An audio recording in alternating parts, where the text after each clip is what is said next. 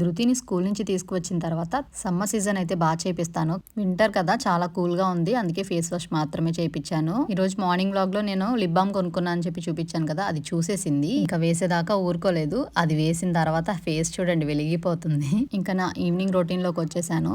ఈ మధ్య ధృతి సరిగా తినడం లేదు. 2 బాక్సెస్ పెట్టేదాన్ని, కానీ ఒక్క బాక్స్ మాత్రమే పెడుతున్నాను ఇప్పుడు.